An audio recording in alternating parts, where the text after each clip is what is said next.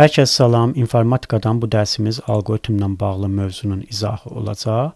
Ümumiyyətlə, alqoritm anlayışı nədir? Alqoritm verilmiş hər hansı tip məsələni həll etmək üçün yerinə yetiriləcək əməliyyatlar ardıcıllığıdır. Buna qısa olaraq ardıcıllıq deyə bilərik. Başqa sözlə, müəyyən məsələni həll etmək üçün yerinə yetirilən məntiqi və hesabi əməliyyatlar ardıcıllığıdır. İnsanın gündəlik iş fəaliyyəti müəyyən alqoritmdən ibarətdir. Məsələn, buna nə nümunə gətirə bilərik? Məktəbə getmə alqoritmi.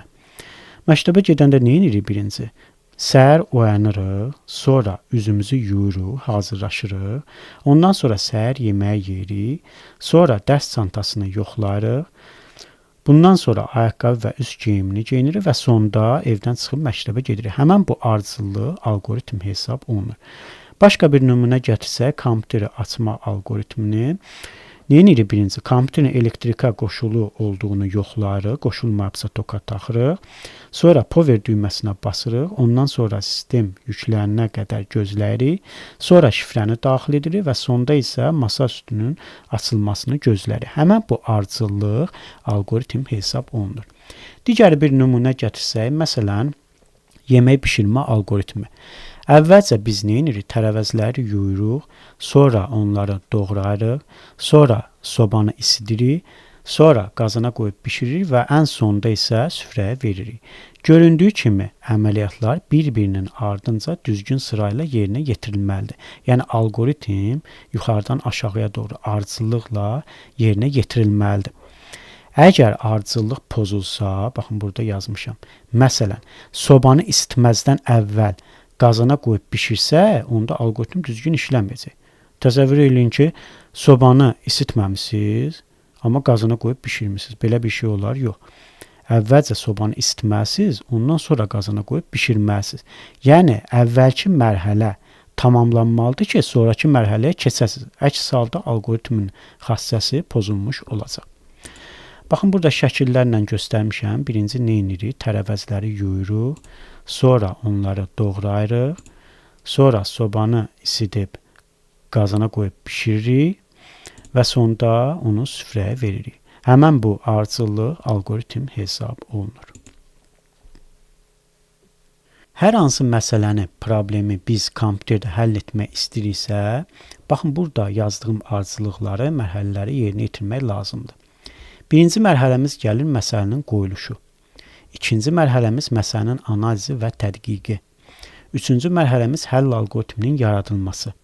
Dördüncü mərhələmiz alqoritmin proqramlaşdırma dilində təsviri. Beşinci mərhələmiz testləşdirmə və analiz və sonda altıncı mərhələmiz isə məsələnin həllinin nəticələrinin analizi və onların təhlili. Biz bu ardıcıllıqları, mərhələləri yerinə yetirərək məsələni kompüterdə həll edə bilərik. Bu ardıcıllıqları əzbərləməyə ehtiyac yoxdur. Göstərəcəyim nümunələr üzərindən məntiqini başa düşəndən sonra bu ardıcıllıqları yadda saxlayın. Deməli, dedik ki, birinci mərhələmiz məsələnin qoyuluşudur. Tutaq ki, belə bir məsələmiz var. Biz şagirdlərin 3 fəndən aldığı qiymətlərinin orta balını çıxaran proqram hazırlamaq istəyirik. Bunun üçün ilk növbədə biz məsələni ortaya qoyuruq. Yəni, plan cızırıq. Yol xəritəsi çəkirik ki, sonda nəticəmizə çataq da, məqsədimizə çataq. Yəni, bizim məqsədimiz nədir? Bizə bu məqsədə çatmaq üçün nələr lazımdır? Bunun bir planını cızırıq. Əvvəlcə şagirdlərin 3 fəndən aldığı ballar kimi ilkin verilənləri toplamalıyıq, məsələni həll etməyə imkan verən düstur müəyyən etməliyik və tapşırıq olaraq bu balların orta qiymətini tapmalıyıq. Bu məsələnin qoyuluşudur. Bu planı cızdıq. Məqsədimiz budur. Sonra keçirik ikinci mərhələyə. Məsələnin analizi və tədqiqi. Burada isə o məsələnin riyazi modelini qururuq. Orta balı tapmaq üçün bizə nə lazımdır? Məsələn, riyaziyyatdır, ingilis dili, tarixdir. Bunları toplayırıq və onların sayına bölüb orta balı çıxarırıq. Bu olur bunun düsturu. Riyazi modelini qururuq. Burada biz verilənlərin tipi olaraq tam ədəd, buna int tipi də deyə bilərik. Tam ədədlərdən istifadə edəcəyik. Məsələn, riyaziyyata 70 verdik, ingilisdən 75, tarixə 80. Düzdür, tam ədəd verdikdə kəsir vermədik ki. Tam ədəd olaraq giriş qiymətləri int tipində olacaq. Nəticə isə sonda bölünəcək 3-ə. onda kəsr tipində çıxa bilər də.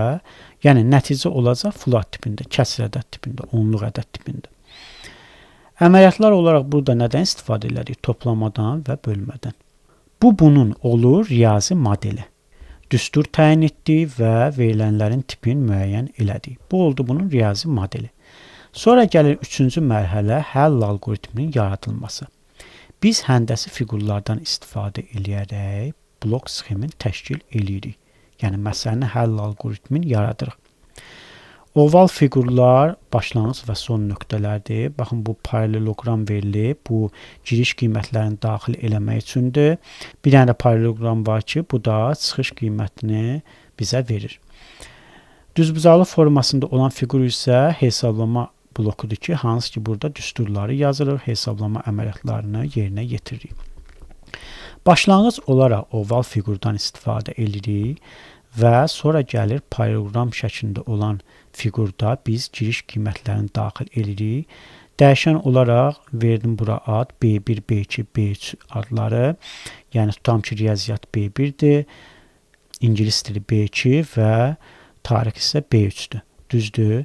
Bu B1, B2, B3-ə fərqli qiymətlər verə bilərik. Ona görə bunları bu dəyişənlərdən ifadə elədim. Sonraki mərhələ gəlir. Baxın, düzbucaqlı formasında olan fiqur hesablama blokudur. Burada düsturu təyin edirik. S dəyişəni ilə ifadə elədim və bərabər oldu bu da bunların cəminə. Və digər hesablama blokunda isə onun orta balının düsturunu yazdım. Orta bal bərabərdir S bölünsün 3. Bu ortalamanın düsturudur. Paraleloqram olan fiqurda biz orta balı nəticə olaraq çıxardıq. Və sonda isə bu alqoritmi yekunlaşdırdıq. Bu olur bunun blok sxemin, yəni həll alqoritminin yaradılması, üçüncü mərhələ. Dördüncü mərhələdə isə alqoritmin proqramlaşdırma dilində təsviridir. Baxın, üçüncü mərhələdə biz həll alqoritmini yəni yaratdıq. Dördüncü mərhələdə isə onun proqramlaşdırma dilində təsvirini yaradırıq.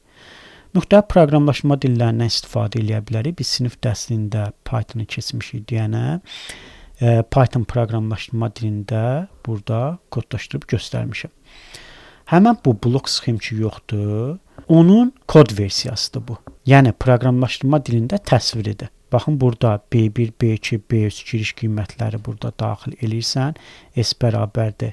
Bunları B1, B2, B3-ü toplarsan, orta bal olaraq S-i bölsən 3-ə və sonda print olaraq orta balı çap edirsən. Bu onun kod versiyasıdır. Yəni proqramlaşdırma dilində təsviridir. Bu oldu dördüncü mərhələ. Beşinci mərhələdə isə testləşdirmə və analiz mərhələsidir. Burada isə bizim proqramımız hazırdır. Yaratmışıq proqramı. İndi isə proqramımızı yoxlayırıq. Görək, proqram işləyir yoxsa yox. Əgər işləmirsə, səhv varsa, error verirsə, məsələn, ola bilər də nöqtə vergül qoymamışıq orada və yaxud da düsturu səhv yazmışıq. Bu baxımdan səhv ola bilər proqramda. Qayıdıb bu səhvi düzəldirik və yenidən yoxlamanı həyata keçiririk. Əgər səhv yoxdursa, davam edirik. Yəni, bu mərhələmizdə biz testləşdirmə əməliyyatını, analiz əməliyyatını aparmış oluruq. Test olaraq birinci mərhələmizdə, proqramımızda giriş qiymətlərini daxil edirik. Məsələn, riyaziyyata veririk 80, ingilis dilinə 90, tarixə də 70.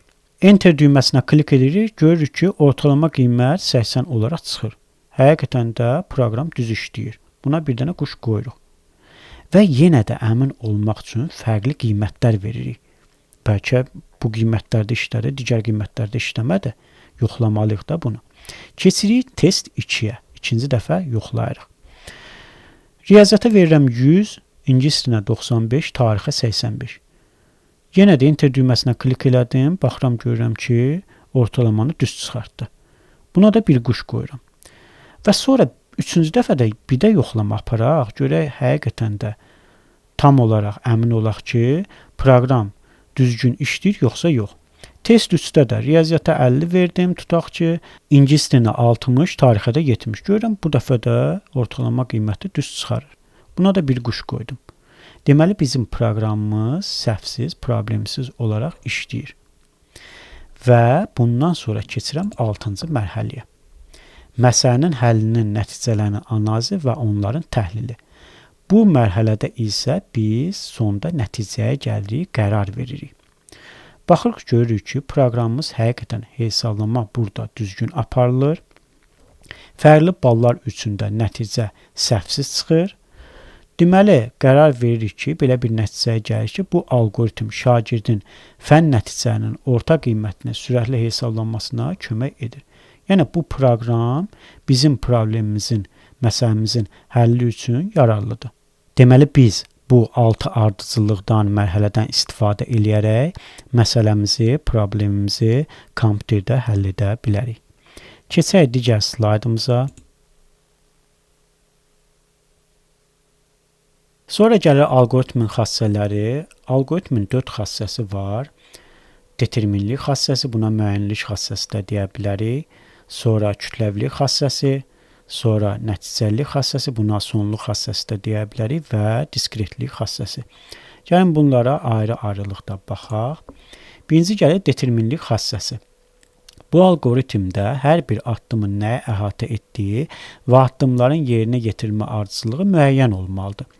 Bu xüsusiyyət alqoritmin müəyyənlik, yəni determinlik xassəsini ifadə edir. Yəni, hər addım bizim üçün müəyyən olmalıdır. Bu zaman determinlik xassəsi ödənilmiş olacaq. Əgər müəyyən olmasa, determinlik xassəsi pozulmuş olacaq. Buna nə nümunə gətirə bilərik? Məsələn, aşpazın şorba bişirmə alqoritmi. Aşpaza belə bir əmr verilir ki, qazana 1 litr su əlavə et, su qaynayana qədər ocağı maksimumda yandır. Qaynayan suya 200 qram doğranmış kartof əlavə et, kartofu 10 dəqiqə bişir, üzərinə sonra 1 çay qaşığı duz əlavə et və sonda ocağı söndür və şorbanı servis et. Burada gördüyünüz kimi hər addımın dəqiq nəticəsi var. Ölçülərlə bizə verilib də, məsələn, qazana nə qədər su əlavə eləməlisən, nə qədər kartof əlavə eləməlisən, kartofu neçə dəqiqə bişirməlisən, neçə çay qaşığı duz əlavə eləməlisən, hamısı bizim üçün müəyyəndir. Deməli, burada determinlik xassəsi ödənilir. Nə vaxt determinlik xassəsi pozulmuş olar? Məsələn, bizə deyir ki, reseptdə qazana biraz kartof əlavə et və bir müddət bişir. Konkret nə qədər kartof əlavə etdiyini və nə qədər müddət bişirdiyini bizə verməyib. Burada artıq müəyyən deyil. Deyir ki, biraz kartof əlavə et. Artıq burada qeyri-müəyyəndir. 1 kartof əlavə et, 5 kartof, 100 qram, 300 qram qeyri-müəyyəndir. Demir bizə. Artıq burada determinlik xassəsi pozulmuş olacaq. Və yaxud da deyir ki, bir müddət bişir. Dəqiq deyil. 5 dəqiqə bişir, 20 dəqiqə bişir. Dəqiq olmadığı üçün, müəyyən olmadığı üçün artıq burada determinlik xassəsi pozulmuş olacaq. Baxın, elə buradakı blok sxemi götürək. Hər bir addım bizim üçün müəyyəndir. Əgər müəyyən olmasaydı, biz orta balı çıxara bilərdik. Yox. Təsəvvür edin, B1, B2, B3 verilib. Amma düstur verilməyib. Sonda deyir ki, orta balı çıxar. Müəyyən deyil də. Deməli, burada determinlik xassəsi pozulmuş olacaq. Növbəti gəlir kütləvilik xassəsi.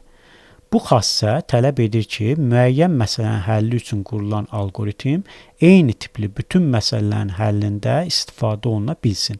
Yaxud alqoritm elə təsvir olunmalıdır ki, ondan hamı istifadə edə bilsin.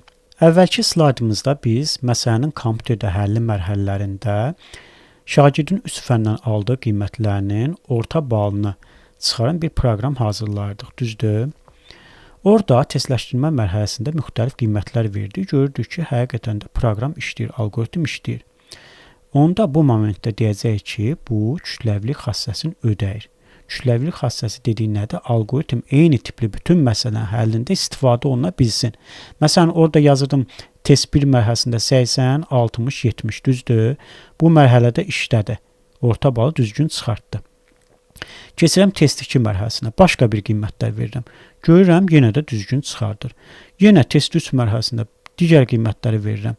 Yəni, müxtəlif qiymətlər verib yoxlayıram ki, işləyir yoxsa yox. Alqoritm işləyir yoxsa yox. Hamısında işləyirsə, deməli, o kütləvilik xassəsini ödəyir. Əgər, məsələn, baxın bu proqramımızda B1-ə vermişəm, tutalım ki, 70, B2-yə 80, B3-ə də 90. Baxıram, görürəm ki, orta balı düzgün çıxarır.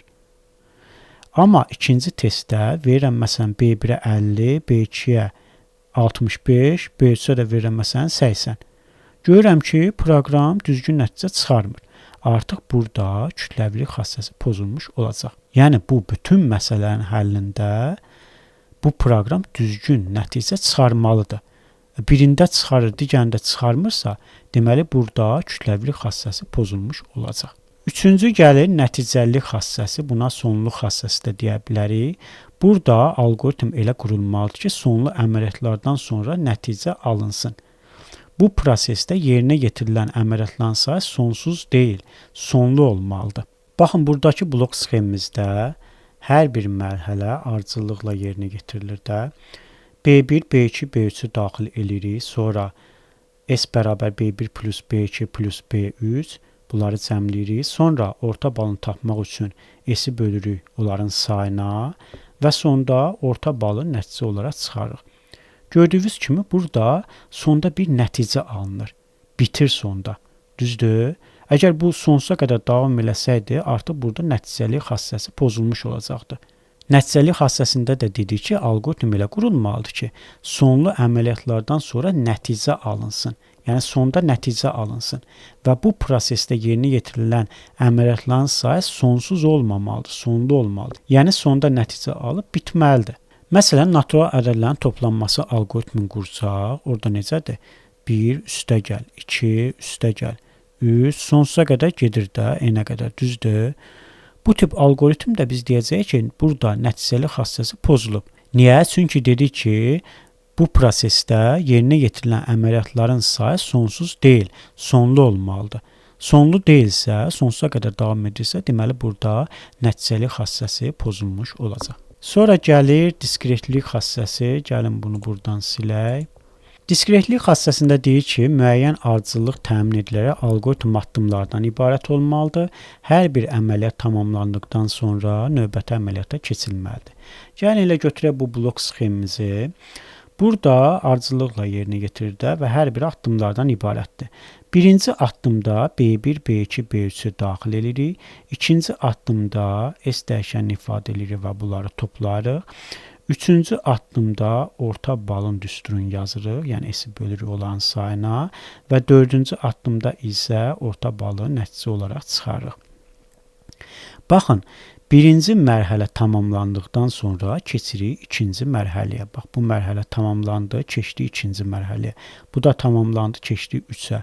Bu da tamamlandı və sonda nəticəni çap elədik.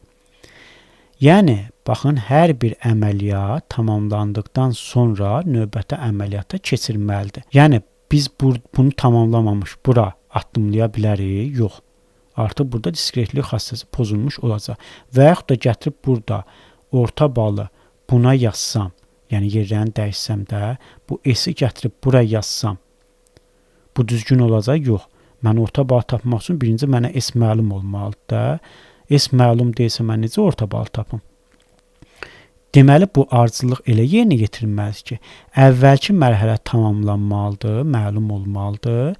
Sonraki, bitəndən sonra əvvəlki mərhələ, sonraki mərhələ keçirilməlidir.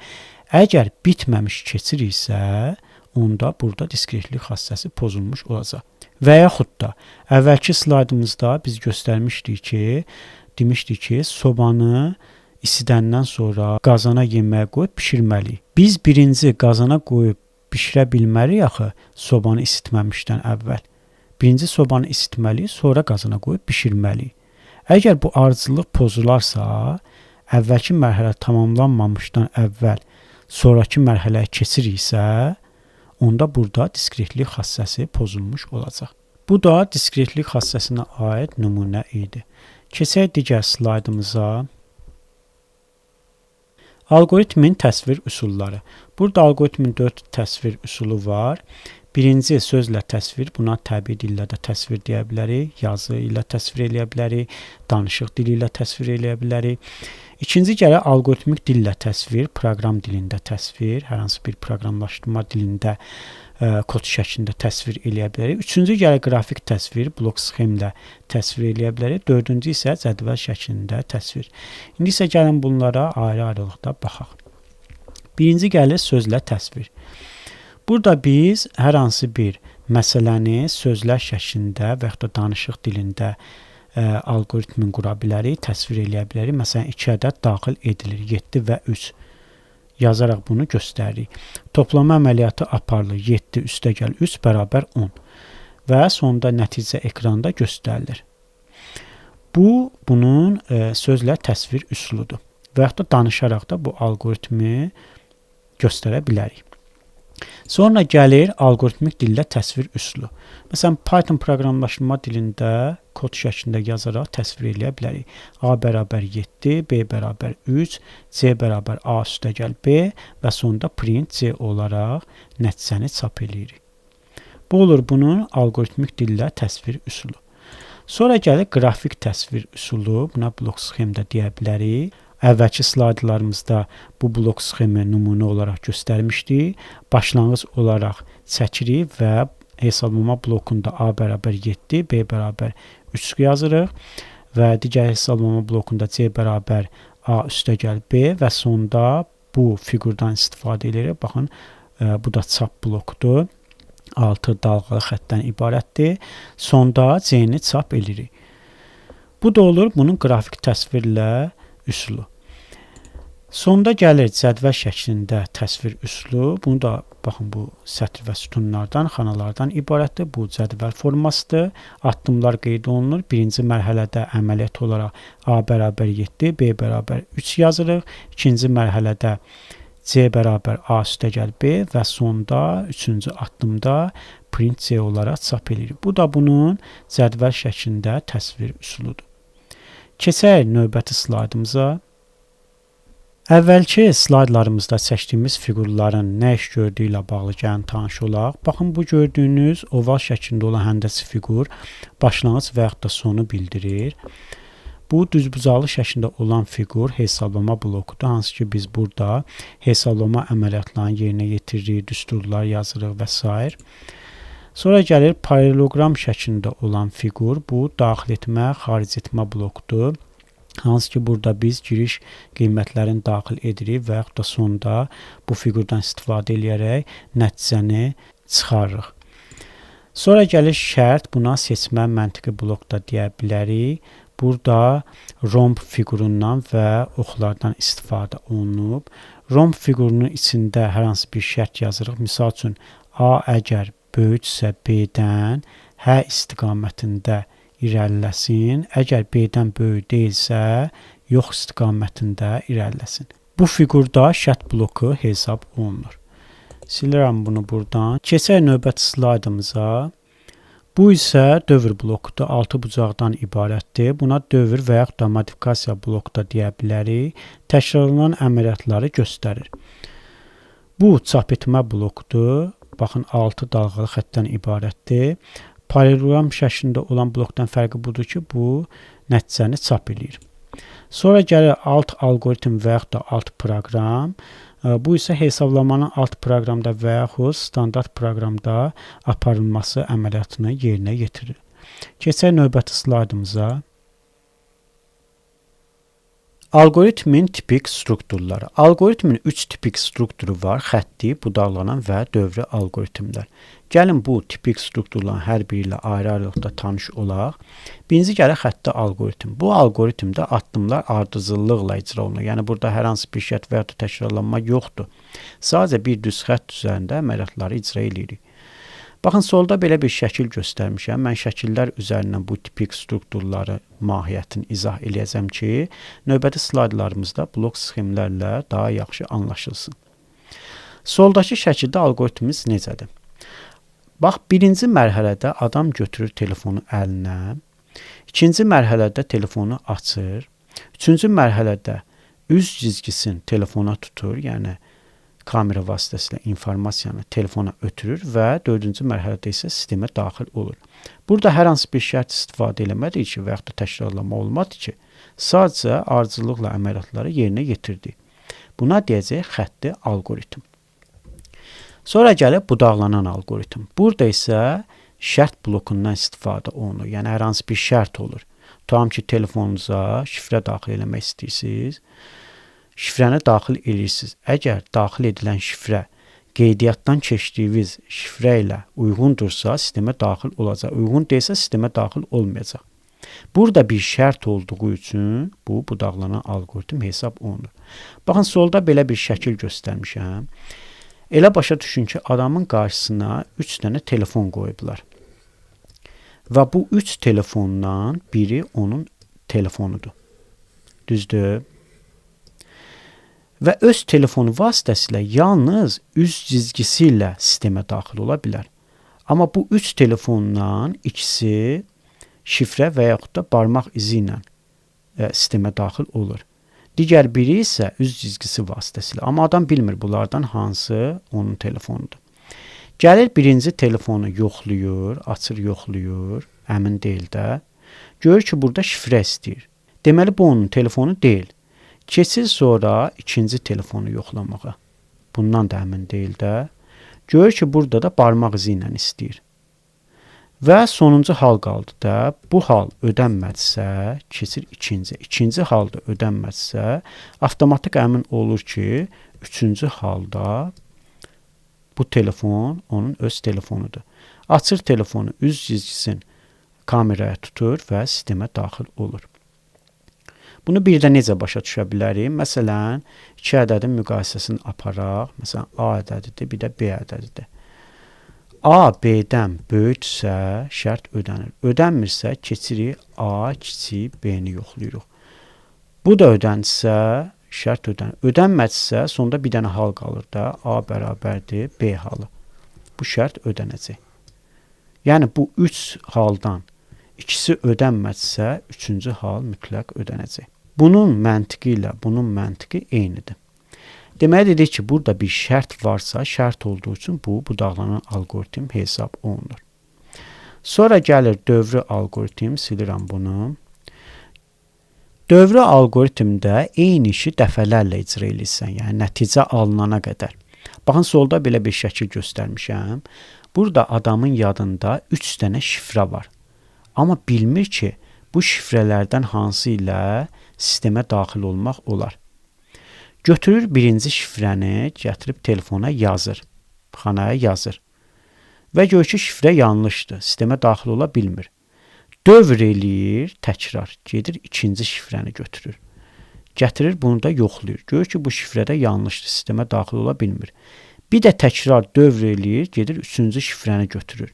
Gətirir, bunu da yazır, görür ki, şifrə uyğundur, sistemə daxil ola bilir. Yəni, burada yazılan şifrələr hansı qeydiyyatdan keçilmiş şifrə ilə uyğundursa yoxlanılır və sonra sistemə daxil olur. Baxın, biz burada birinci şifrəni yoxladıq, gördük uyğun deyil. Təkrar dövr elədik, qayıtdıq. Uyğun olmadığı üçün ikinci şifrəni yoxladıq. Bu da uyğun deyilsə, üçüncü şifrəni yoxladıq və bu uyğun olduğu üçün sistemə daxil ola bildik. Burada bir dövr baş verdiyi üçün, təkrarlanma olduğu üçün, baxın, bir telefon üzərindən şifrələri yoxladı. Təkrarlanma olduğu üçün buna deyəcəyik dövrü alqoritm. İndi isə gəlin xətti budaqlanan dövrü alqoritmə blok sxemlər üzərindən baxaq. Bunları silirəm. Xətti alqoritmdə dedik ki, heç bir şərt və yaxud da təkrarlanma olmur. Addımlar ardıcıllıqla icra olunur. Baxın, solda belə bir blok sxem verilib. Bu xətti alqoritmin blok sxemidir.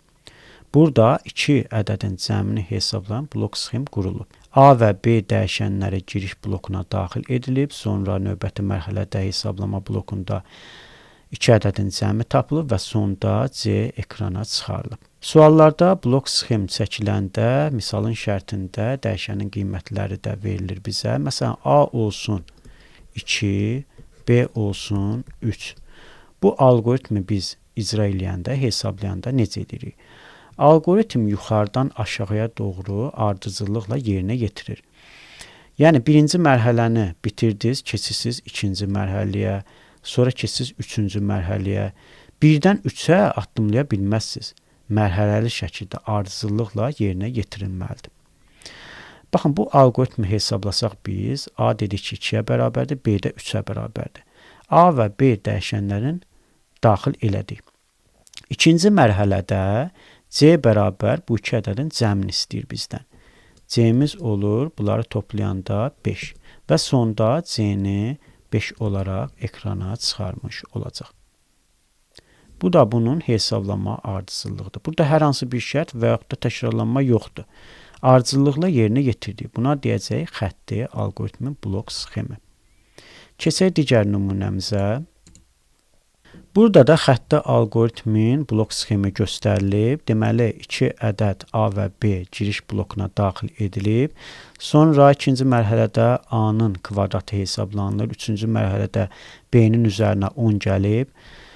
Dördüncü mərhələdə bu ikisinin hasilini tapıb və sonda C-ni ekrana çıxarıb. Bu da ardıcıllıqla yerinə yetiriləcək. Gəlin şərtdə A-nı 2 qoyaq. B-ni də 3. Bu dəyişənləri daxil elədik. İkinci mərhələdə A bərabər A vurulsun A yazılıb. Baxın, burada bərabərlikdən sağdakı dəyişənlər dəyişənin əvvəlki qiymətini göstərir. Bərabərlikdən soldakı dəyişən isə dəyişənin yeni qiymətidir. A burada bərabər olacaq. Baxın, bunu hesablayıram. Dəyişənin əvvəlki qiyməti neçədir? 2-dir. Düzdür? 2-ni 2-yə vuracaq, eləyəcək 4. Oldu, dəyişənin yeni qiyməti 4. Yeni qiyməti 4 olduğu üçün əvvəlki qiymətini nəzərə almayacaq. Artıq yeni qiymətini nəzərə alacaq. Üçüncü mərhələdə isə B bərabər B plus 10. Bərabərlikdən sağdakı dəyişən B-dir də, düzdür? Bu onun əvvəlki qiymətini göstərir. Soldakı dəyişən isə yeni qiymətidir. B bərabərdir. Əvvəlki qiyməti neçədir? 3-dür. 3-ün üzərinə 10 gələcəm, eləyəcək 13. Deməli, B-nin qiyməti, sonraki qiyməti, yəni yeni qiyməti olacaq 13. Əvvəlki qiymətini nəzərə almayacam artıq. Və dördüncü mərhələdə C bərabərdir bunların ikisinin hasili, yəni A ilə B-nin hasili. Əvvəlki qiymətlərini götürmürük. Sonda neçə aldıq? A-nı aldıq 4, B-ni aldıq 13. 4-ü 13-ə vuranda eləyəcək 52 və sonda 52-ni ekrana çıxaracaq. Bu da alqoritmin icra olunma ardıcıllığı idi. Yəni hesablanma ardıcıllığı idi.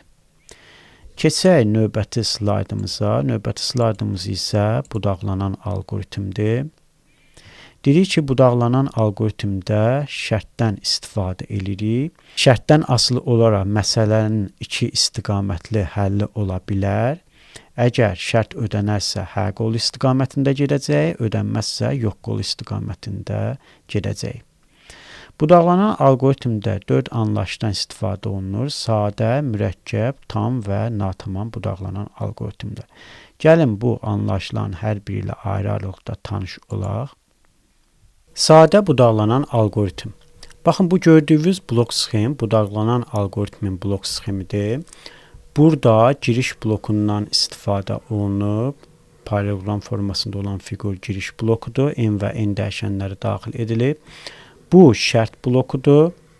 Romb fiquru ilə göstərilib. Əgər şərt doğru olarsa hə qol istiqamətində gedəcək. Şərt yanlış olarsa yox qol istiqamətində irəliləyəcək. Bu özü bütövlükdə budaq sayılır. Bu birinci budaqdır. Bu isə ikinci budaqdır. Əgər budaqlanan alqoritmin blok sxemində 2 budaq varsa, buna deyəcək sadə budaqlanan alqoritm. 3 və daha çoxdursa, deyəcək mürəkkəb budaqlanan alqoritm. Bunu silirəm, keçək digər nümunəmizə. Fikir verin, burada 3 dənə budağımız var. Bu birinci budaq. Bu ikinci budaq, bu isə üçüncü budaqdır. Burada 3 dənə budaq olduğu üçün buna deyəcək mürəkkəb budaqlanan alqoritm.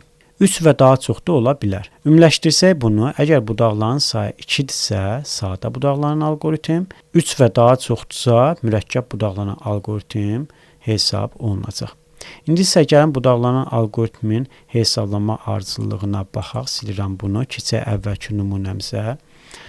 Tutaq ki, burada şərtdə M-ə vermişik 5, N-ə də vermişik 8. N və N dəyişənlərin daxil elədik. Gəlir ox istiqamətində. Qabağımızda şərt bloku çıxır. Deyir ki, M böyük bərabərdir N-dən. Əgər doğrudursa hə qol istiqamətində, yanlışdırsa yox qol istiqamətində irəliləyəcək. M 5-də, N də 8-dir. 5 8-dən böyük bərabərdir? Xeyr. Ona görə yox qol istiqamətində irəliləyəcək və bu hesablama əməliyyatını yerinə yetirəcək. T burada bərabərdir M çıxılsın N. 5-dən 8 çıxanda eləyəcək -3. T-ni burada çapa versək, -3 olaraq çap eləyəcək. Bu da budaqlanan alqoritmin hesablama ardıcıllığı idi. İndi isə keçək digər nümunəmizə. Baxın, burada P-yə verək 7, Q-ya verək 9. Gəri ox istiqamətində. P Q-dan deyir ki, fərqlidir, şərt qoyub. Baxın, bu fərqlidirin işarəsidir. 7 9-dan fərqlidir. Bəli, hə, keçirik hə istiqamətinə və bu hesablama əməliyyatını yerinə yetiririk. Z bərabərdir P vurulsun Q. P 7-dir, Q-da 9 eləyəcək 63. Yəni Z 63 olaraq çap olunacaq. İndi isə başqa qiymətlər verək. P olsun 5, Q da olsun 5. Gəlir yenə başdan ox istiqamətində. P Q-dan fərqlidir, xeyr. 5 5-ə bərabərdir. Ona görə yox istiqamətində irəliləyəcək. Bir dənə də şərt bloku qarşımıza çıxdı. Deyir ki, P 0-dan böyüdür. P neçədir? 5. 5 0-dan böyüdür. Bəli. Ona görə hə qolu istiqamətində irəliləyəcək və bu hesablama əməliyyatını yerinə yetirəcək. Burada da Z bərabərdir P üstə gəl Q. P 5-dir, Q da 5-dir, eləyəcək 10. Deməli Z 10 olaraq çap olunacaq. Bu da budaqlanan alqoritmin hesablama ardıcıllığı idi. İndi isə keçək digər slaydımıza. Deməli, qaldı burada bizdə tam və natamam budaqlanan alqoritmlər. Baxın, alqoritmin bütün budaqlarında hesablama bloku varsa, hesablama əməliyyatı yerinə yetirirsə, buna deyəcək tam budaqlanan alqoritmlər. Fikir verin, burada birinci şəkildə bu budaqda da hesablama bloku var, burada da var. Bu tam budaqlanan alqoritm hesab olunur. İkinci şəkildə də, baxın, bu budaqda da, burada da, burada da hesablama bloku olduğu üçün buna deyəcək tam budaqlanan alqoritm. Silirəm bunu. Natamam budaqlanan alqoritmdə isə fikir verin. Bu budaqda hesablama bloku var, burada da var, amma burada çap blokudur. Ona görə bu natamam budaqlanan alqoritm hesab olunacaq. Dedik ki, alqoritmin bütün budaqlarında hesablama bloku varsa tam, yoxdursa natamam hesab olunacaq. Gəlin indi burada hesablama əməliyyatını yerinə yetirək. K-ya bir qiymət verək. K olsun 5. Ox istiqamətində gəlirik. Şərt bloku qarşımıza çıxır. K böyüdür ondan, yəni 5 böyüdür ondan, yox. Ona görə yox istiqamətində gedəcək. İndi bir dənə də şərt bloku qarşımıza çıxıb. Deyir ki, K bərabərdir ona, yəni 5 ona bərabərdir, yox. Ona görə yox istiqamətində gedib bu yazını ekranda çap eləyəcək. İndi isə K-ya verək 25. Yenə gəlirik yuxarıdan. 25 ondan böyüdür, bəli.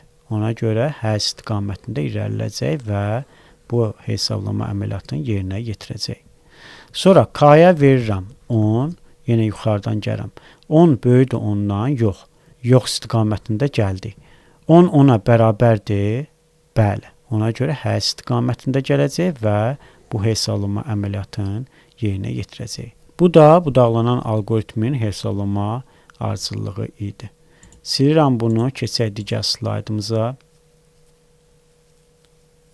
Dövrü alqoritm. Dövrü strukturlu alqoritmlərdə müəyyən şərtdən asılı olaraq əməliyyat dəfələrlə təkrarlanır. Burada təkrarlanma dövr olduğu üçün buna dövrü alqoritm deyəcəyik. Burada da üç anlayış göstərmişəm. Ön şərtli, son şərtli və parametr şərtli dövr. Gəlin bunların hər biri ilə ayrı-ayrılıqda tanış olaq. Baxın, bu ön şərtli dövrü alqoritmin sxemidir. Bu hissə bütövlükdə dövr sayılır. Bu hissə şərt blokudur. Bu isə dövrün gövdəsidir. Bu isə təkrar-təkrar icra olunacaq hissədir. Fikir verin, burada şərt bloku dövrün gövdəsindən əvvəl, yəni öndə gəldiyi üçün buna ön şərtli dövrü alqoritm deyəcək. Keçək nümunə üzərindən buna baxaq.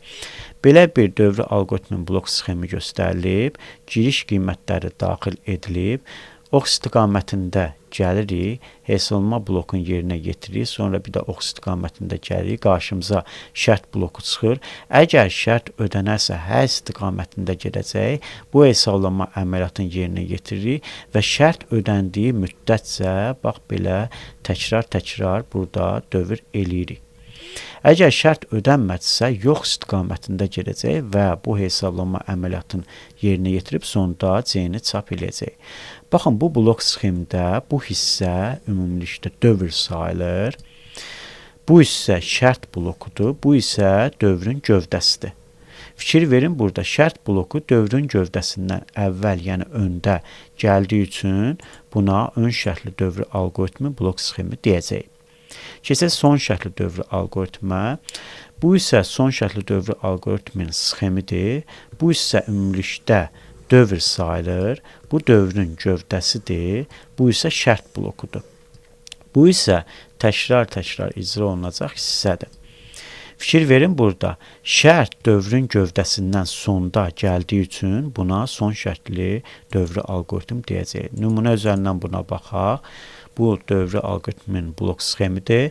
N və N dəyişənləri daxil edilir. Ox istiqamətində gəlirik. Bu hesablama əməliyyatını yerinə yetiririk. Bir də ox istiqamətində gəlirik. Qarşımıza şərt bloku çıxır. Əgər şərt ödənərsə hər istiqamətində, ödənməzsə yox istiqamətində gedəcək.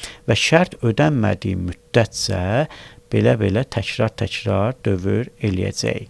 Şərt ödəndisə, gəlirik burada ox istiqamətində yoxlayırıq bir də şərti, ödəndisə hər istiqamətində gedirik və bu hesablama əməliyyatını yerinə yetirib sonda Q-nu çap eləyirik. Baxın, bu hissə ümumilikdə dövr sayılır. Bu dövrün gövdəsidir, bu isə şərt blokudur. Və fikir verin, şərt bloku dövrün gövdəsindən sonda gəldiyi üçün buna son şərtli dövr alqoritmi blok sxemi deyəcək. Gəlin bu blok sxemlər üzərində hesablama əməliyyatlarının yerinə yetirək, qayıdıram əvvələ. Baxın, burada A, B, C dəyişənləri daxil edilib, ox istiqamətində gəlirik, hesablama bloku qarşımıza çıxır. A-nın, B-nin, C-nin qiymətləri burada göstərilib. Bir də ox istiqamətində gəlir, şərt bloku qarşımıza çıxır. Deyir ki, B böyüdür 5-dən, B neçədir bizdə? 12. Yazıram burada. 12 böyüdür 5-dən, deyirik hə. Hə istiqamətində gəlir və bu hesablama əməliyyatını yerinə yetiririk. A bərabərdir, A vurulsun 2. Deyirik ki, bərabərlikdən soldakı dəyişənin yeni qiymətidir, sağdakı isə əvvəlki qiymətdir. Yeni qiyməti A-nı alırıq. Əvvəlki qiyməti neçədir? 1-dir. 1-i vururuq 2-yə. Neçə eləyəcək? 2. Yeni qiyməti oldu 2. Artıq əvvəlki qiyməti nəzərə almırıq.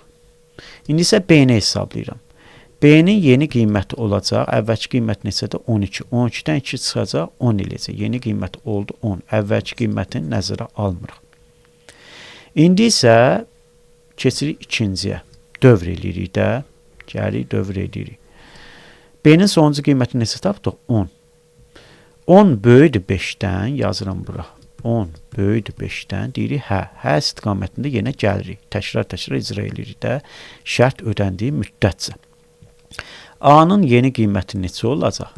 A bərabərdir. Əvvəlki qiyməti neçə idi? 2 idi. 2-ni vuracaq 2-yə, eləyəcək 4.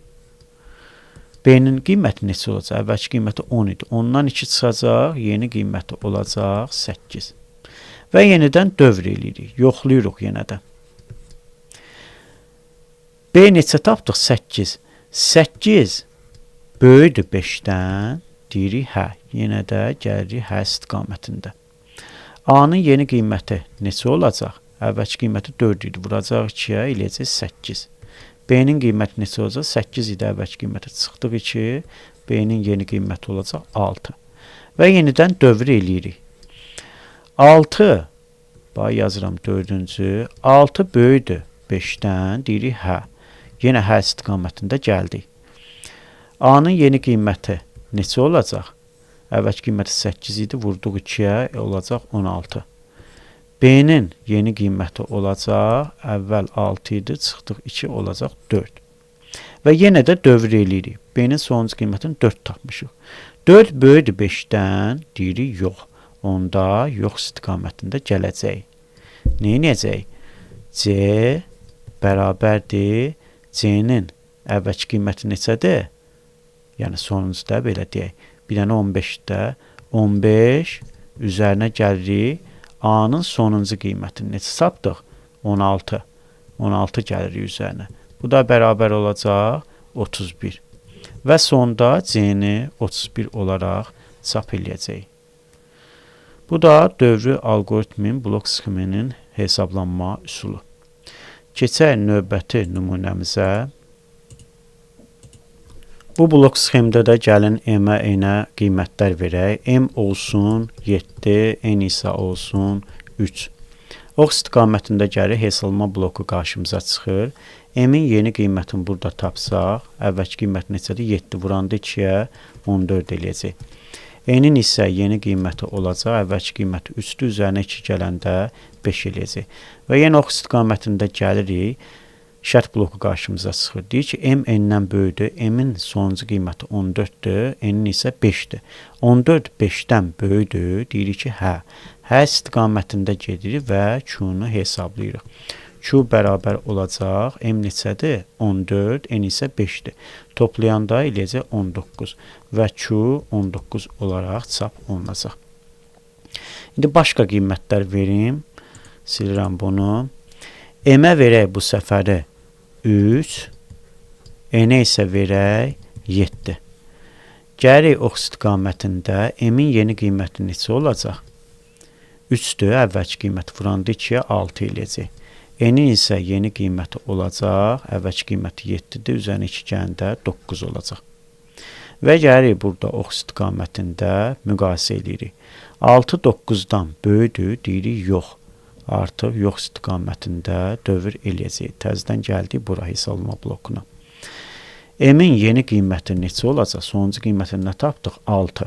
6-nı vuracaq 2-yə eləyəcək 12. N-in yeni qiyməti isə sonuncu qiyməti 9-dur. Üstünə 2 gələcək, olacaq 11. Və yenə ox istiqamətində gələcək, müqayisə eləyəcək. 12 böyükdür 11-dən, deyəcək hə, onda hə istiqamətində gələcək. Və sonda Q-nu hesablayacaq. Sonuncu qiymətini tapdıq 12 və 11. Toplayanda bunları eləyəcək 23 və Q 23 olaraq çap olunacaq. Bu da son şərtli dövrü alqoritmin hesablanma üsulu idi. Keçək növbəti slaydımıza. Sonra gəlir parametr şərtli dövr. Buna modifikasiyalı dövr də deyə bilərik. Burada 6 bucaqdan istifadə olunur və onun daxilində 3 parametr var. Dəyişənin ilk qiyməti, son qiyməti və addım. Bu ümumilikdə dövr sayılır. Bu dövrün gövdəsidir. Bu isə təkrar-təkrar icra olunacaq hissədir. Gəl nümunə üzərindən bunu daha da yaxşı başa düşək. Belə bir modifikasiyalı dövrü alqoritmə aid blok sxem göstərilib. Baxın, burada başlanğıc bloku, giriş blokunu göstərməmişəm. Yer tutmasın deyənə hesablama blokundan başlamışam. Birinci gəlir, yuxarıdan aşağıya doğru ardıcıllığına icra eləyəcək.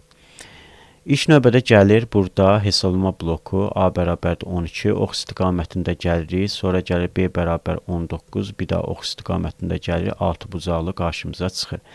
Modifikasiyalı dövrü alqoritmin şərt blokundan fərqi odur ki, burada dövrlərin sayı əvvəlcədən bizə məlum olur.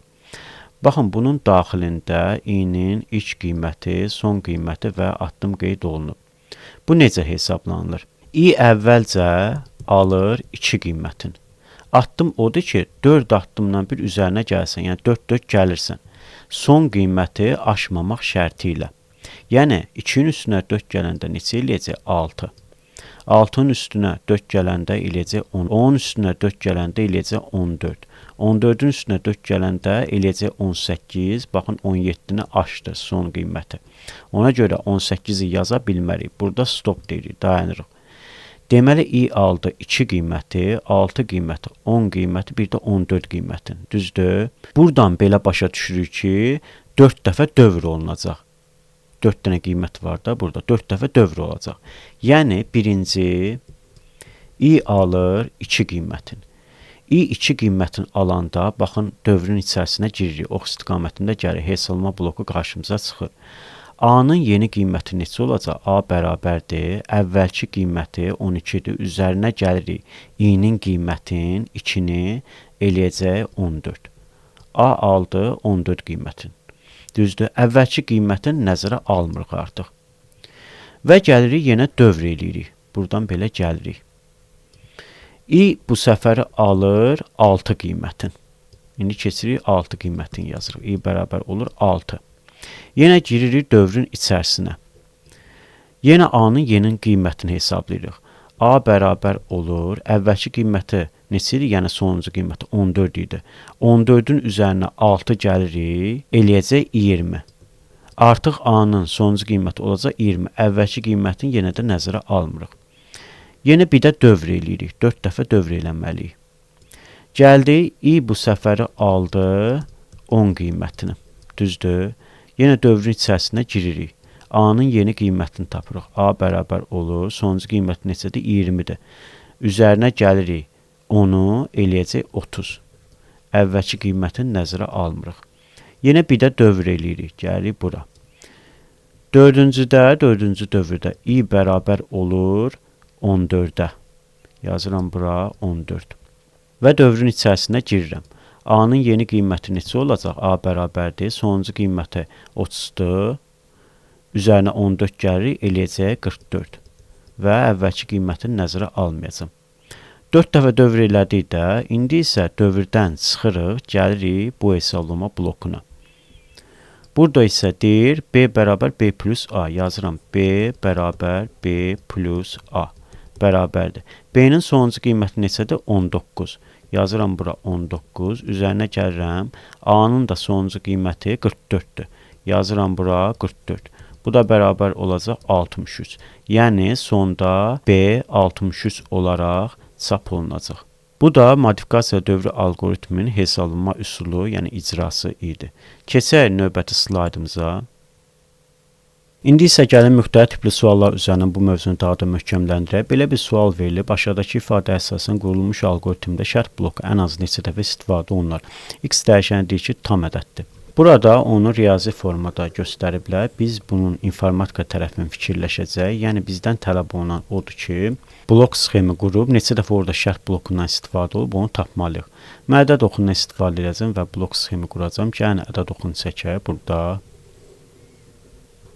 0 nöqtəsini qeyd eləyirəm, sonra bu olacaq 1, bu olacaq 2, bu 3, bu olacaq 4, bu 5, 6, 7, 8, 9 və s. gələcək.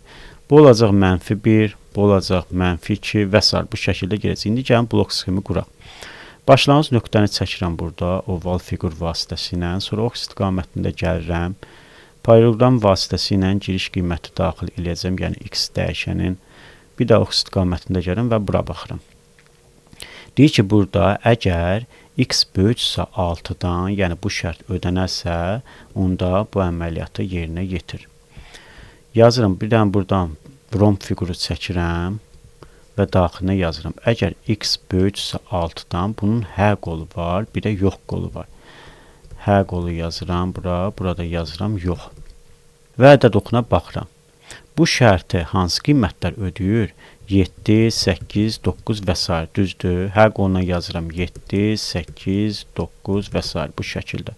Yox qolunda hansı qiymətlər qaldı? 6, 5, 4, 3, 2 və s. bu şəkildə gələcək. Əgər bu şərt ödənərsə, yəni x böyük 6 şərt ödənərsə, bu əməliyyat yerinə yetiriləcək. Düzdür, demək, hər qolunda bir dənə hesablanma bloku çəkəcəm və buraya yazım. Y bərabərdir, x kvadratı üstəgəl 5. Gəlir indi yox qoluna. Keçirik ikinci şərtə baxırıq. Burada bir dənə şərt bloku çəkirəm, yazıram x bərabər 6. Və hər qolu var bunun, bir də yox qolu var. X bərabər 6 şərtini bu yerdə qalan qiymətlərdən hansı ödür? Bir dənə 6 ödür də, düzdür. Yazıram bura 6. Burada nə qalır? 5, 4, 3, 2, 1 və s. gedir. Əgər bu şərt ödənərsə, bu əməliyyat yerinə yetiriləcək də. Hər qolunda yazıram, hesablama blokunu çəkirəm. Y bərabər x kubu üstəgəl 7. Gəlirəm yox qoluna. və sonuncu şərtə baxıram.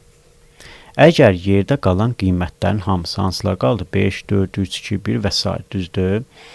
Bunların hamısı sonuncu şərti ödəyərsə, onda şərt bloku çəkməyə ehtiyac yoxdur. Heç olmasa biri ödənməzsə, məsələn 99-u ödəndi, biri ödənmədi. Onda yenə də şərt bloku çəkəcək. Baxın, x kiçik 4 şərtini bu qiymətlərdən hansılar ödəyir? 3, 2, 1, 0, mənfiyə doğru gedir, düzdür? 4 ilə 5 ödənmədi. Deməli, bir dənə də şərt bloku çəkəcəm burada. Və buraya yazacağım x kiçik 4. Bunun da hə qolu var, bir də yox qolu var. Hə qolunda, yəni bu ödənsə hansı əməliyyatı yerinə yetirəcək? Bu əməliyyatı.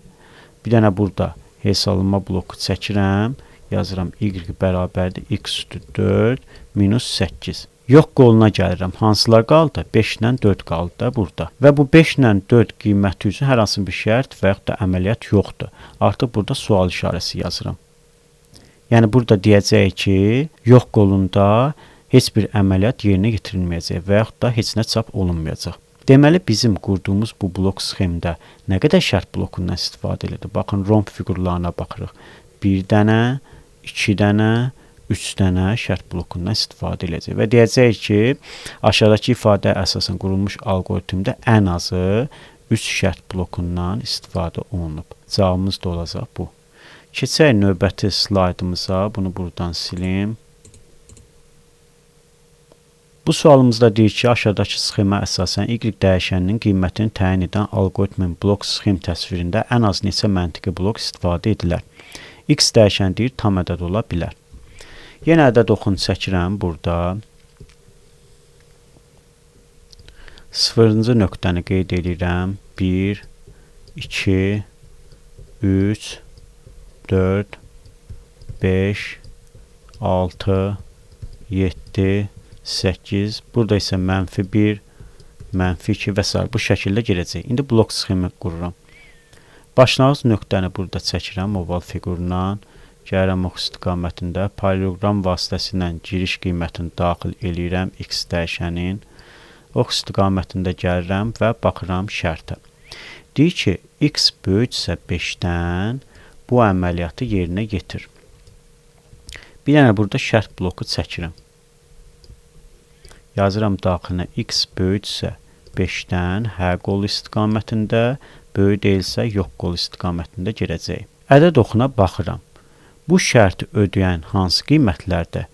6, 7, 8, 9 və s. Yazıram hə qolu istiqamətində 6, 7, 8, 9 və s. gedir. Yox qolunda hansı qiymətlər qaldı? 5, 4, 3, 2 və s. bu şəkildə gedəcək. Əgər bu şərt ödənərsə, hansı əməliyyat yerinə yetiriləcək? Bu əməliyyat. Bir dənə burada hesablama bloku çəkirəm. Yazıram y bərabər x kvadratı üstəgəl 2. Keçirəm indi yox qoluna. Yox qolunda ikinci şərtə baxıram. Bu şərt blokunu çəkirəm. Yazıram x bərabərdir 5. Hə qolu, bir də yox qolu. Bu yerdə qalan qiymətlərdən hansılar x bərabər 5 şərtini ödəyir? Bir dənə 5 ödəyir də burada. Ədəd oxunda baxın, bir dənə 5 ödəyir. Hə qolunda olacaq 5 qiyməti, yox qolunda hansı qiymətlər qalacaq? 4, 3, 2, 1 və s. bu şəkildə gedəcək. Əgər bu şərt ödənərsə, bu əməliyyat yerinə yetiriləcək də, onda hə qolu istiqamətində bir dənə hesablama bloku çəkirəm. Yazıram bura y bərabərdir x kvadratı minus 7. Keçirəm indi yox qoluna. Yox qolunda bu şərtə baxıram. Üçüncü şərtə. Şərt bloku çəkirəm burada. Yazıram x bərabər 4. Hə qolu istiqamətində, ödənməzsə yox qolu istiqamətində gedəcək. Yerdə qalan qiymətlərdən bu şərtə hansılar ödəyir? Bir dənə 4 ödəyir də, qalanları ödəmir. Hə qolu istiqamətində 4 yazıram. Ödənməyənlər hansılar oldu? 3, 2, 1, 0, -1 və s. bu şəkildə gedəcək. Bu şərt ödənərsə, bu əməliyyat yerinə yetiriləcək də. Onda bu istiqamətdə hesablama bloku çəkəcəm. Yazacağım bura y bərabərdir x kubu üstəgəl 2. Keçirəm indi yox qolu istiqamətinə. Sonuncu şərt qaldı da burada, düzdür? Bu yerdə qalan qiymətlərin hamısı bu sonuncu şərti ödəyir.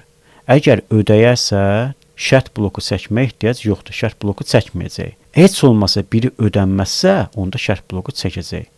Ədəd oxunda baxaq, bu yerdə qalan qiymətlərdən hamısı bu şərti ödəyir. Bəli, ödəyir. Deməli, şərt bloku çəkməyəcək və bu əməliyyatı yerinə yetirəcək. Burada da bir dənə hesablama bloku çəkirəm.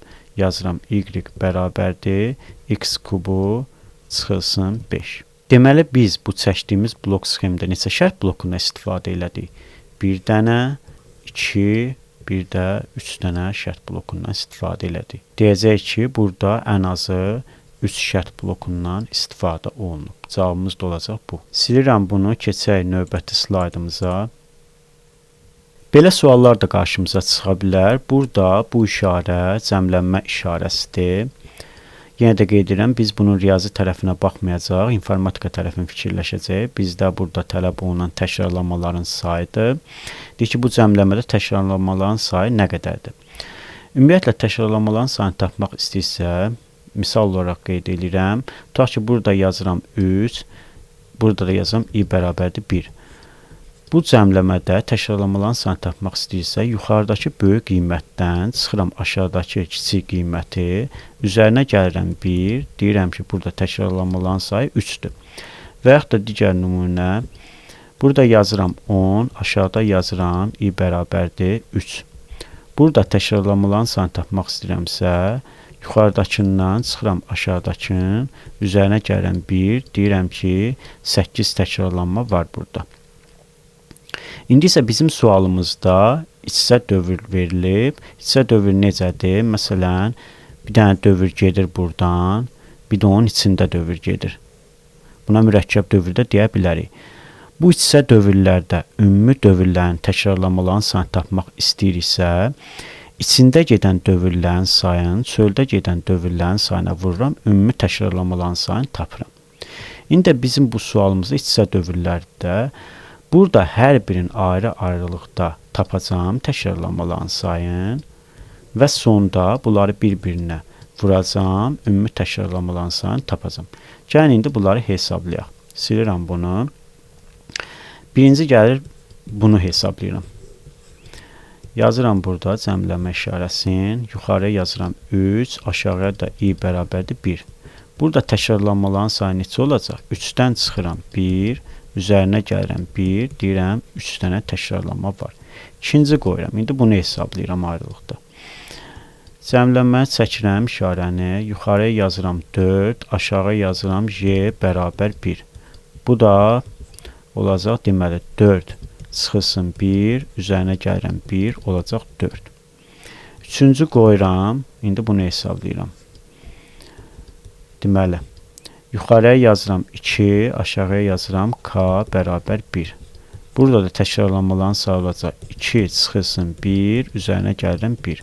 Olacaq 2. Və bunları bir-birinə vursam, ümumilikdə eləyəcək 24. Deməli, bu cəmləmədə təkrarlanmaların sayı 24-ə bərabərdir. Cavabımız da olacaq bu. Bununla da suallarımız bitdi. Deməli, bu dərsimiz alqoritmlə bağlı mövzunun izahı oldu. Növbəti dərsimizdə görüşənədək.